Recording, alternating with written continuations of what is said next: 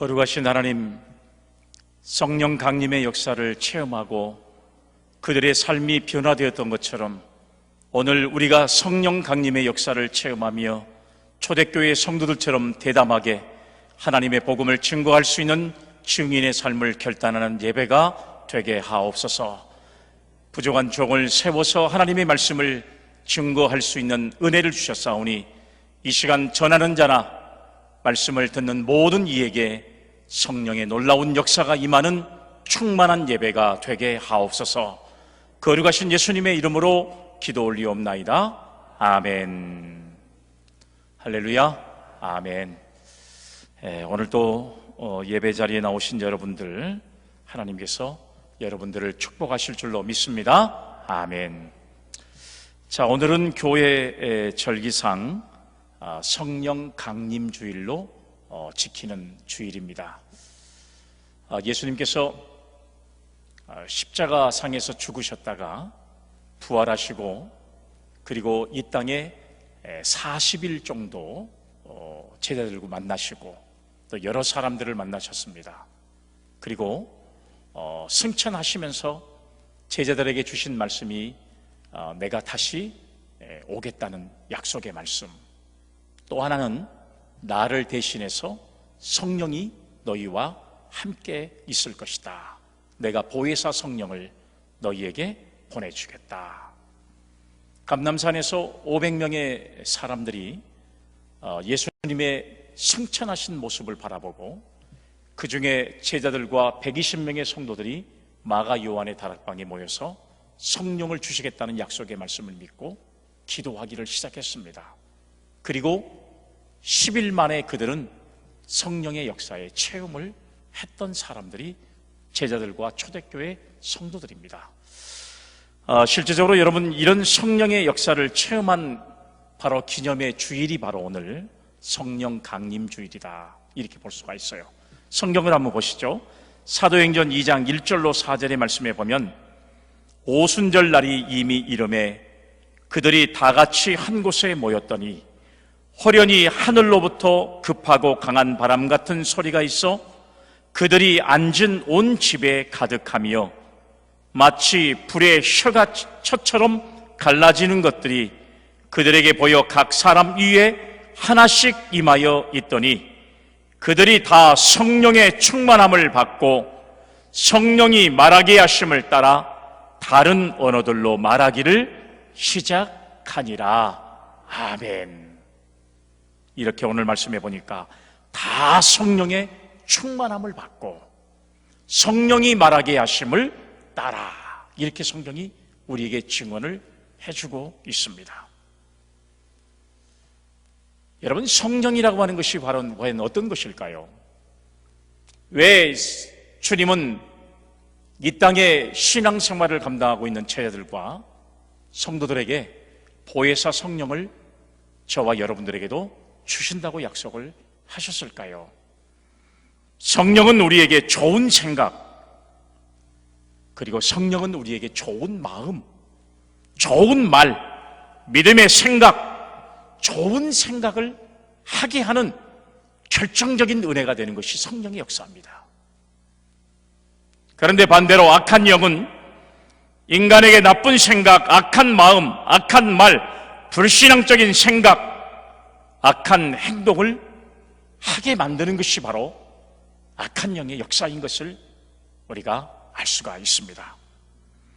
우리가 성령의 생각을 하고 성령의 인도하심을 사모하고 살면 더욱 아름다운 삶, 또 경건한 삶, 좋은 삶의 열매를 통해서 하나님을 기쁘시게 할 수 있는 성도의 삶을 살게 한다는 사실을 이 성령의 역사를 통해서 우리에게 말씀하고 있습니다.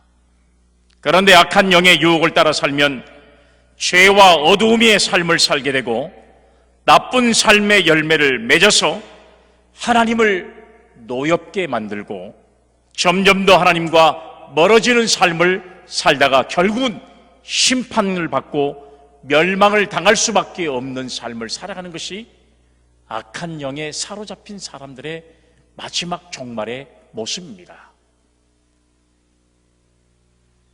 그렇기 때문에 오늘 저와 여러분들에게 주님은 성령을 받으라고 말씀하고 있어요. 성령이 충만해야 이 세상에서 하나님의 영광을 드러낼 수 있고 하나님이 그런 성도의 삶을 받으신다는 사실을 우리에게 알게 하시는 겁니다. 오늘 여러분 이 본문의 말씀인 요엘이라고 하는 선지자는 장차 하나님께서 남녀 종들에게 성령을 부어주실 것을 말씀하고 있습니다. 오늘 본문 말씀 28절에 보니까 그 후에 내가 내 영을 만민에게 부어주리니 내가 내 영을 만민에게 부어주리니 너희 자녀들이 장래 일을 말할 것이며 너희 늙은이는 꿈을 꾸며 너희 젊은이는 이상을 볼 것이며 라는 말씀을 하셨습니다.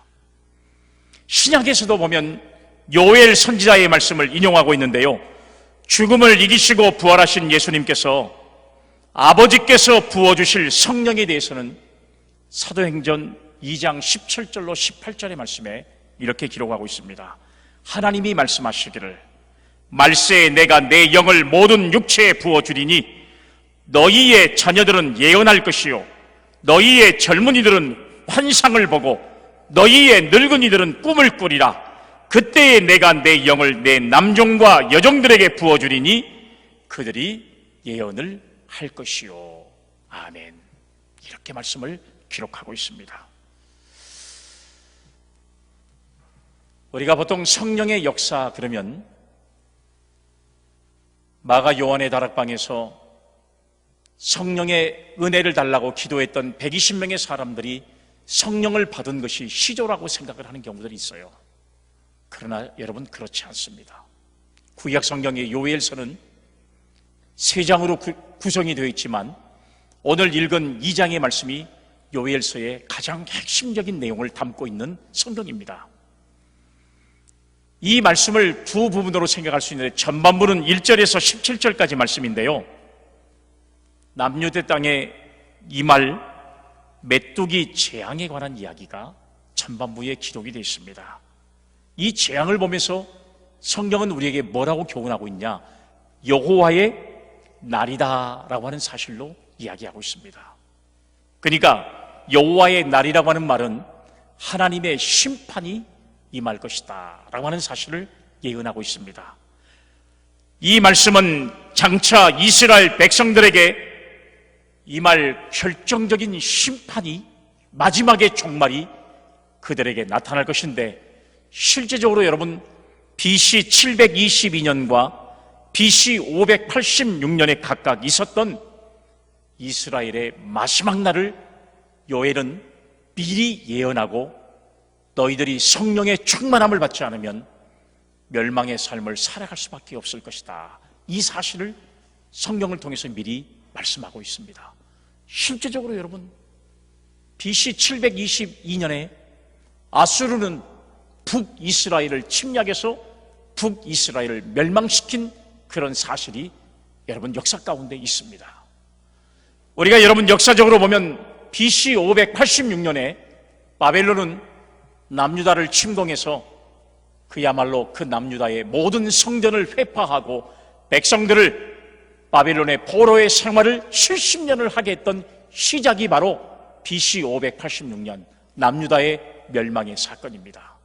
그러니까 훨씬 이전에 요엘 선지자는 하나님의 심판의 날이 반드시 이스라엘에게 임하게 될 것이라는 사실을 예언하고 있습니다. 예언하고 있다는 사실이에요. 그런데 오늘 후반전의 말씀에 보면 18절로 32절의 말씀에는 이런 심판의 역사가 하나님의 날 통해서 이루어지게 되겠지만, 그러나 회개하는 자에게는 하나님의 풍성한 현세적 또 영적인 축복과 하나님을 대적하는 열방에 대한 심판의 경고와 그리고 이스라엘의 영원한 회복과 구원의 약속을 보여주는 말씀으로 가득 차 있는 것을 보게 되는 것입니다. 이스라엘이 하나님 앞에 우상을 섬기고 하나님의 말씀을 저버리는 것 때문에 심판을 당할 수밖에 없었지만, 그러나 저들이 철저하게 말씀 안에서 회개하고 성령의 충만함을 받게 되면 다시는 그들에게 회복의 역사를 허락하심으로 이스라엘이 멸망당하지 않고 이 세상에서 역사 가운데 가장 부흥하는 나라가 되게 될 것이라는 약속의 말씀, 회복의 말씀이 후반전에 이렇게 이 말씀에 기록되어 있는 것을 보게 되는 것입니다. 그러니까 인본주의적인 삶을 돌이켜서 신본주의적인 삶을 살도록 요구하시는 하나님의 말씀의 심판의 내용에 대한 경고의 말씀이 예언적으로 기록되어 있는 말씀이 요엘 2장의 오늘 본문의 말씀인 것을 알 수가 있습니다. 사랑하는 여러분, 오늘 여러분, 저와 여러분들도 하나님의 말씀에 따라 신앙과 믿음으로 살아서 우리가 성령의 충만함으로 하나님께 영광이 되는 삶을 선택할 것인지, 아니면 우리가 악한 영에 사로잡혀서 정말 하나님의 뜻과는 거리가 멀고 이 세상의 인본주의적인 삶을 통해서 우리는 마지막에 하나님의 심판의 자리에 나아갈 것인가 하는 것들에 대한 선택은 오늘 이 시간 예배하는 저와 여러분들 우리 자신이 감당해야 할 몫이라는 사실을 우리가 알 수가 있습니다. 그러면 오늘 성령 강림주의를 맞이해서 본문을 중심으로 함께 은혜를 받기를 원하는 것인데요, 오늘 저와 여러분들에게 요엘 선지자를 통해서 하나님이 주신 말씀은 내 영을 만민에게 부어주겠다는 약속의 말씀, 이 약속의 말씀을 믿고 오늘 우리는 성령의 은혜를 받아야 되는데, 과연 성령은 무엇인가 하는 것들을 우리가 다시 한번 깨닫고 오늘 이 시간 예배하는 저와 여러분들이 성령을 받을 수 있는 은혜가 있기를 주의 이름으로 축복합니다. 아멘. 첫 번째 말씀에 성령은 하나님의 선물입니다. 하나님의 선물이에요. 본문 말씀 28절 말씀을 보세요. 그 후에 내가 내 영을 만민에게 부어주리니 라는 말씀이 기록되어 있습니다. 이 말씀을 보면 성삼위 하나님께서 세상을 얼마나 사랑하셨는가를 알 수가 있어요. 우리가 실제적으로 요한복음 3장 16절의 말씀을 보면 하나님이 세상을 이처럼 사랑하셨다고 언급하고 있습니다. 하나님은 세상을 사랑하셨습니다.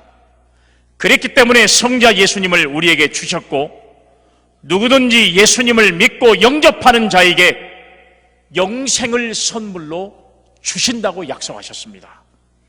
또 하나님의 영이신 보혜사 성령을 우리에게 선물로 주시겠다고 약속하셨습니다. 다른 말로 말하면 하나님 자신을 우리의 속죄와 구원과 영생을 위해 우리에게 주신 분이 하나님이시라는 사실이에요. 하나님이 세상을 이처럼 사랑하사 독생자를 주셨으니 이는 그를 믿는 자마다 멸망하지 않고 영생을 얻게 하려 하심이라. 하나님 자신을 내어주시면서 이 세상에 주를 믿는 모든 사람들이 구원과 영생을 받을 수 있는 길을 제시해주고 있다는 사실을 말씀하고 있는 것입니다.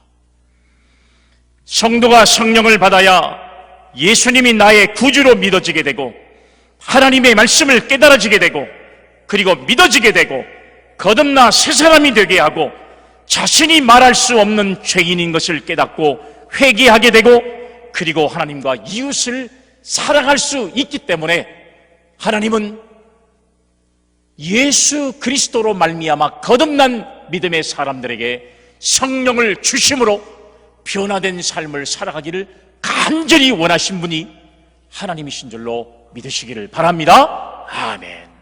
그래서 성령을 우리 모든 성도들에게 주시겠다고 말씀하고 있어요.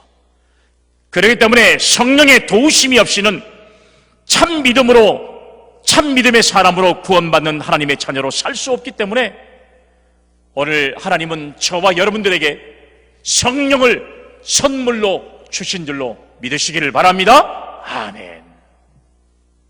우리는 성령을 선물로 받은 사람들이에요. 오늘 본문의 말씀에 요엘 선지자는 성령을 부어주실 것에 대해서 예언을 하고 있는데, 그리고 그 약속을 예수님께서 다시 하셨고, 그리고 사도행전 2장에서 그대로 이루어졌습니다.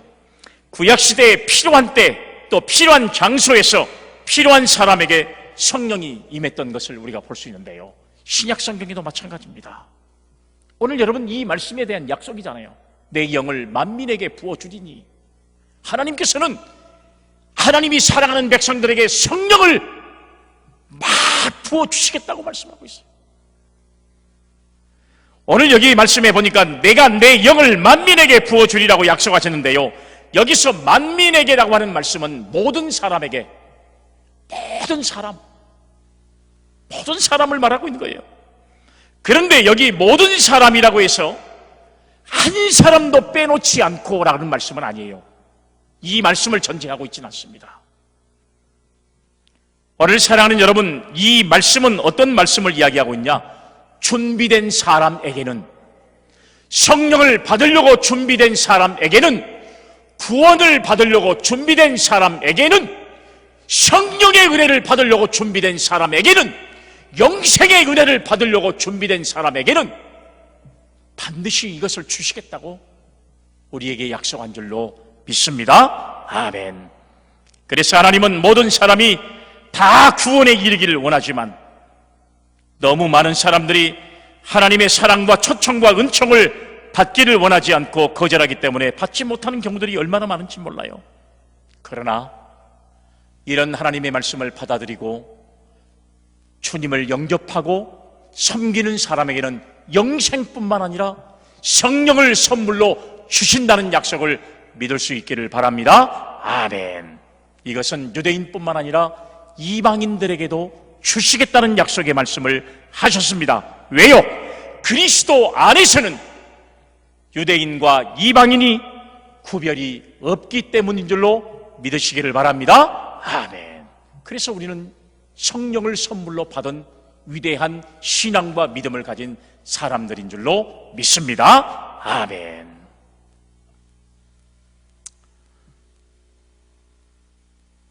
신약성경 사도행전 10장의 말씀에 보면 베드로가 기도하다가 고넬료라고 하는 사람의 집으로 초청을 받습니다.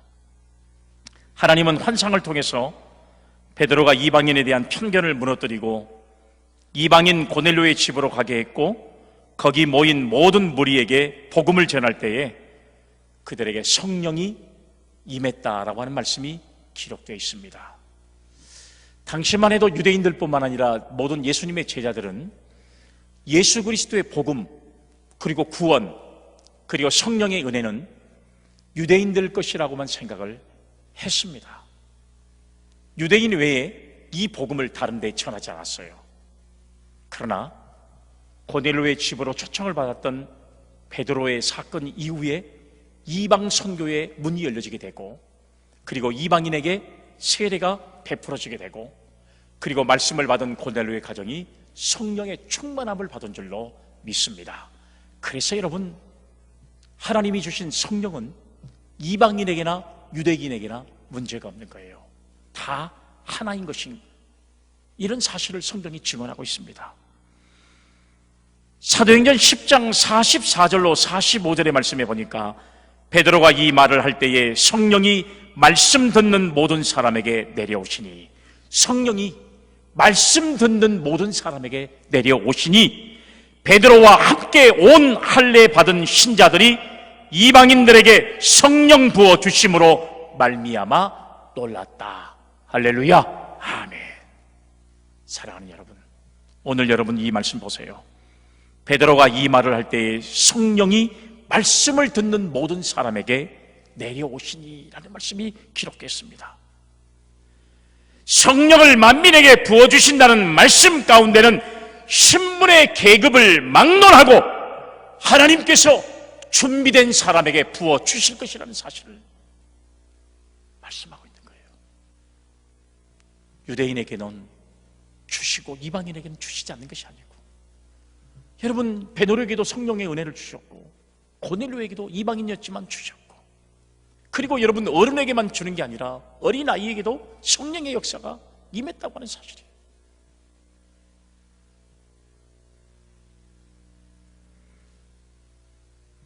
하나님이 거저주시는 놀라운 성령의 선물을 오늘 예배하는 저와 여러분들이 한 사람도 빠짐없이 다 받아 누릴 수 있는 성령 충만의 역사가 임하기를 주님의 이름으로 기원합니다. 아멘. 두 번째로 성령이 무엇입니까? 변화를 일어나게 하는 것입니다. 변화가 일어나게 합니다. 우리의 변화는요, 성령 받지 않으면 일어나지를 않습니다. 여러분, 사람은 좀처럼 변할 수가 없어요. 그러나 예수님께서 말씀하신 대로 물과 성령으로 거듭난다라는 사실을 말씀하고 있잖아요. 성령이 우리 속에 개입하고 성령이 우리 속에 역사하고 성령이 나와 함께 동행할 때에 그때서야 비로소 인간은 변화될 수 있다는 사실을 우리에게 말씀해주고 있습니다. 본문 28절, 너희 자녀들이 장래 일을 말할 것이며 너희 늙은이는 꿈을 꾸며 너희 젊은이는 이상을 볼 것이며, 이렇게 말씀하고 있어요. 성령이 임하면 어떻게 달라진다고 하는 것인가? 꿈과 이상이 섞인다는 것입니다. 신앙생활하면서 성령을 받지 못했던 성도들의 삶은 꿈과 이상이 없어요. 그러나 오늘 성령이 말한 대로 성령이 내게 임하게 되면, 성령을 우리가 선물로 받게만 되면 우리가 변하게 되는데, 어떻게 변화되냐? 자녀들이 장래 일을 말할 것이며 늙은이가 꿈을 꾸며 젊은 사람들이 이상을 보는 꿈과 이상의 역사가 우리의 삶 속에서 반드시 일어나게 될 줄로 믿으시기를 바랍니다. 아멘. 죄는 하나님을 떠나게 만드는 것입니다. 죄가 있는 사람들은 하나님을 떠나게 돼 있어요. 떠나게 돼 있습니다. 하나님은 모든 인간의 중심이기 때문에 그래요. 하나님을 떠남으로 인해서 중심을 사람들은 잃어버렸습니다. 혼란이 찾아왔습니다. 육신의 소욕을 따라 죄 가운데 살게 되고, 그러다 보니까 삶의 목적과 꿈과 희망이 사라지게 되어 있었습니다. 이것이 하나님을 떠난 인생의 모습이에요. 희망도 없습니다. 목표도 없습니다. 그리고 꿈도 없습니다. 그러나 성령이 우리에게 임하게 되면 죄를 깨닫고 회개가 일어나고 하나님께 돌아오게 된 줄로 믿으시기를 바랍니다. 아멘.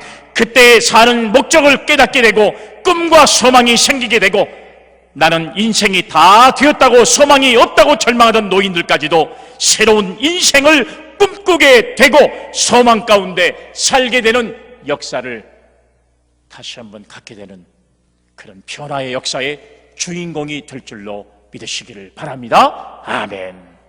사랑하는 여러분, 오늘 여러분 본문 28절의 말씀에 성령이 임하면 자녀들은 장래 일을 말할 것이라고 말씀했잖아요.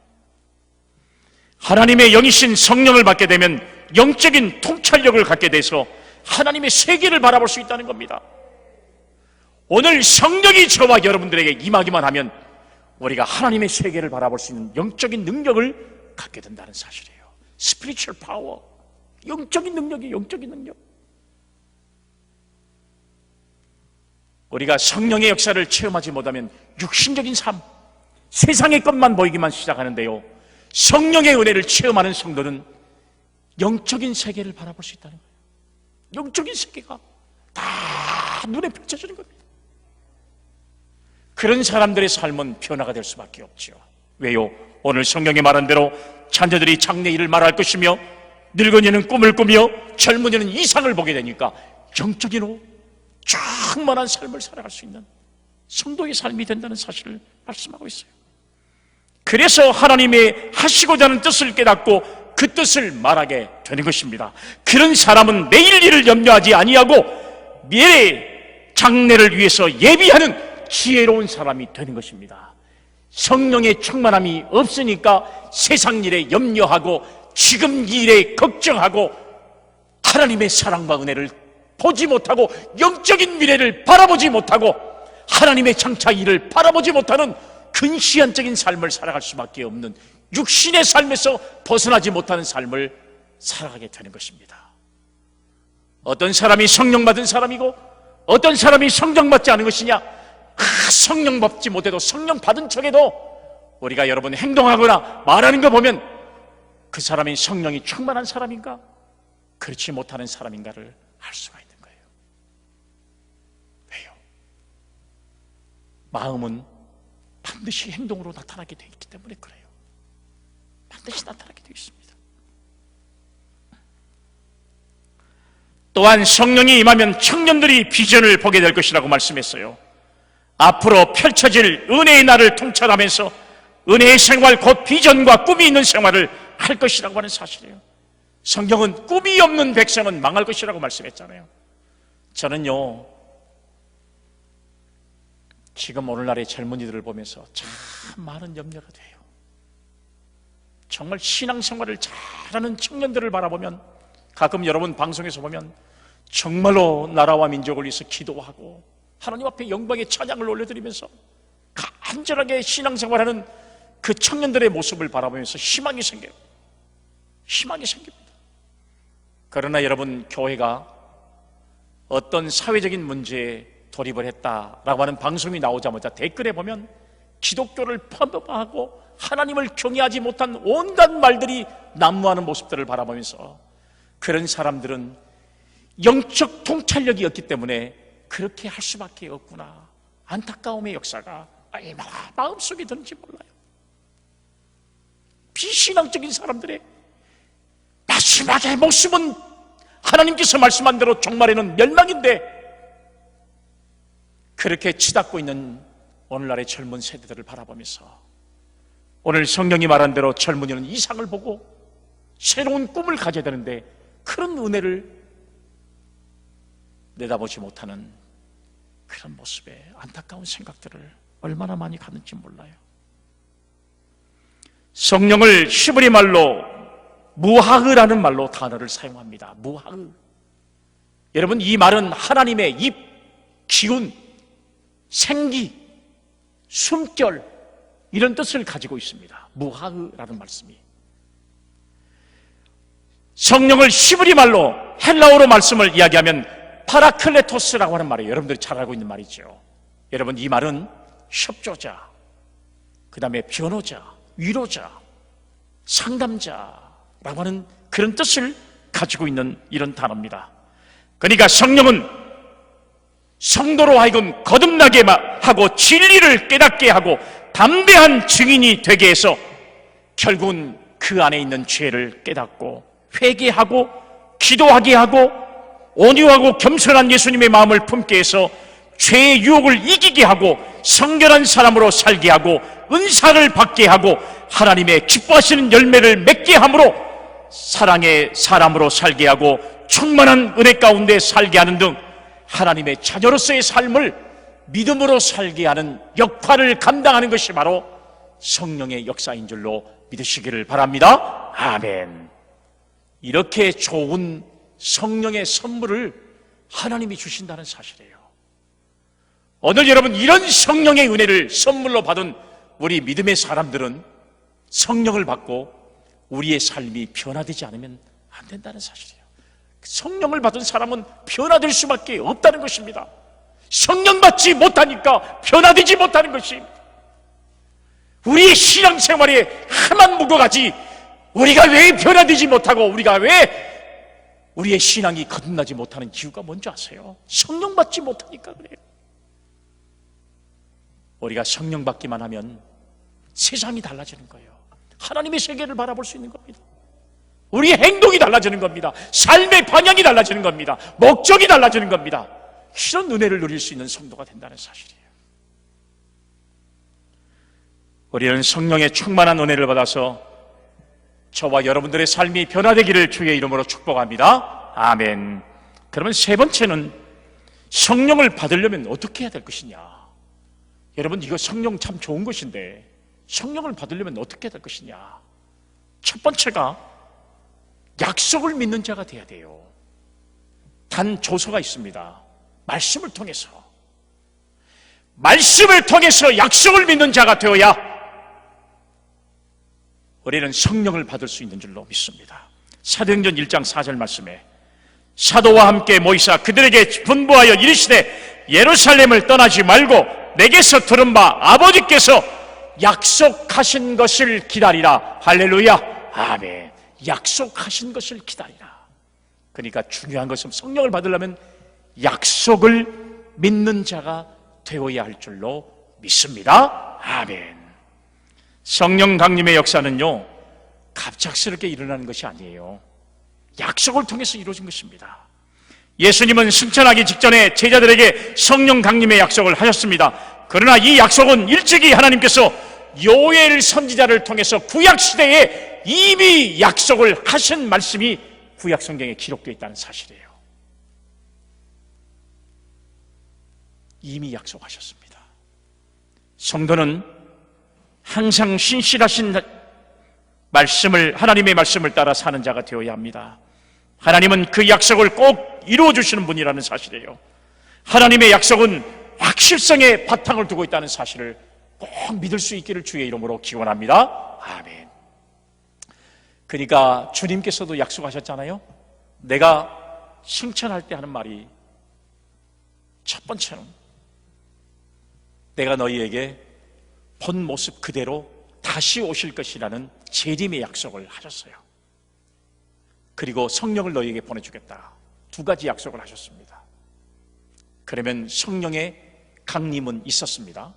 그러면 이루어지지 않는 약속은 딱 한 가지예요. 반드시 다시 오겠다는 거예요. 이제는 구원자로 오십니까? 아니요. 세상을 심판하실 심판자로 오십니다. 그때는 세상이 마지막이에요. 하나님의 약속을 신실하게 믿는 사람이 되어야 성령을 받습니다. 그리고 그 약속을 믿고 기다렸던 120명의 성도들이, 제자들이 성령을 받았습니다. 하나님의 약속을 믿는 겁니다. 말씀을 통해서. 하나님은 회개하는 자에게 성령을 선물로 주십니다. 성령은 거룩한 영이시기 때문에 깨끗한 심령에게 임하시고 역사하신다는 사실을 우리가 알 수가 있어요.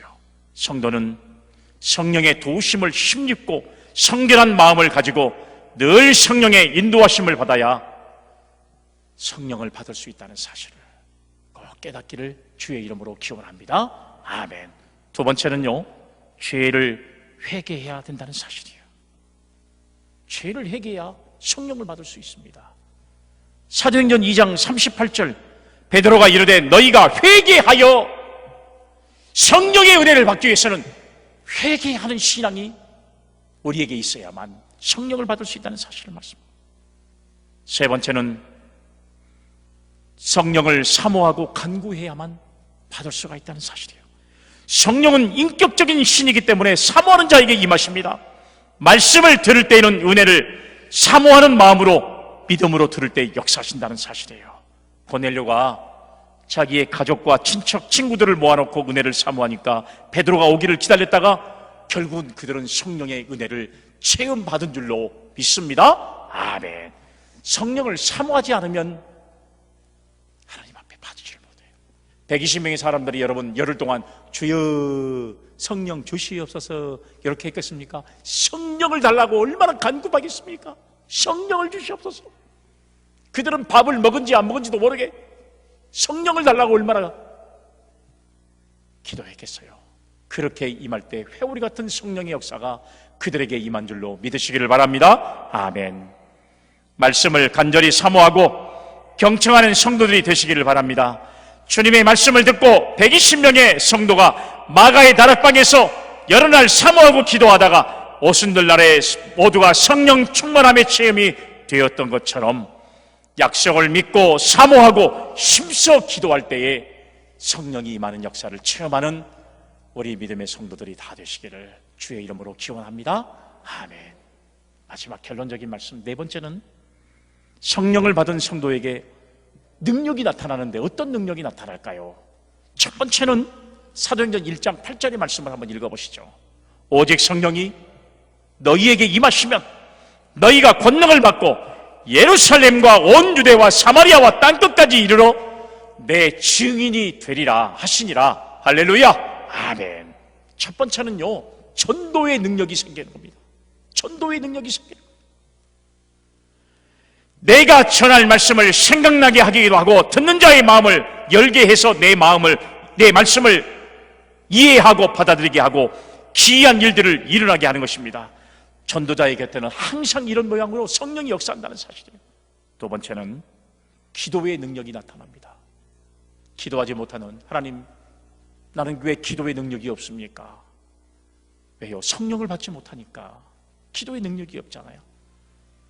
목사님, 왜 저는 기도를 못할까요? 성령의 은혜를 체험하지 못하니까. 기도하죠. 사랑하는 여러분, 성령의 충만한 성도의 기도는 질병을 물리치고 가난을 물리치고 저주의 사슬을 끊어버리고 사탄의 결박을 끊어버리는 그런 능력의 역사가 성도들에게 임하게 된다는 사실이에요. 세 번째는 말씀의 능력이 생겨나게 돼요. 말씀에는 창조적인 능력이 있습니다. 말씀의 능력이 어둠을 몰아내고 불가능을 가능으로 바꾸고 병든 자를 고치고 귀신을 몰아내고 죽은 자를 살리고 심령 골수를 쪼기까지 하는 것이 하나님의 말씀이라는 사실이에요. 성령의 은혜를 받으니까 말씀의 능력이 우리 속에 살아 역사하는 것입니다. 그런 은혜가 여러분들에게 있기를 주의 이름으로 축복합니다. 아멘. 마지막으로는 찬양의 능력이 생기는 겁니다. 찬양의 능력이 생기는 거예요. 여러분, 우리가 사도행전의 역사를 보면 바울과 실라가 빌립보 감옥에 갇혔을 때 그들은 낙심하고 좌절했습니까? 하나님 앞에 원망했습니까? 하나님, 왜 우리가 주의 복음을 전하는데 왜 이렇게 우리가 이렇게 빌립보 감옥에 갇혀서 이렇게 얼마나 많은 고문과 어려움을 당하게 됐습니까? 하나님, 원망스럽습니다. 이렇게 했습니까? 아니에요. 그들은 원망과 불평 대신에 하나님 앞에 기도와 찬양의 열매를 올렸습니다. 그럴 때 어떤 역사가 일어났습니까? 옥문이 터지고 작고가 풀리고 간수장의 가정이 구원받는 놀라운 역사가 일어난 줄로 믿으시기를 바랍니다. 아멘. 이게 바로 찬양의 역사예요. 찬양의 역사. 성령을 받으면 이런 찬양의 역사가 이렇게 옥문이 터지는 역사를 결국 일어나게 만들고 결국은 간수장의 가정이 복을 받는 구원의 역사를 받는 은혜의 역사가 임하게 된 줄로 믿습니다. 오늘 사랑하는 성도 여러분, 오늘 여러분들이 성령을 받을 수 있기를 바랍니다. 아멘. 성령의 충만함을 받을 수 있기를 주의 이름으로 축복합니다. 아멘.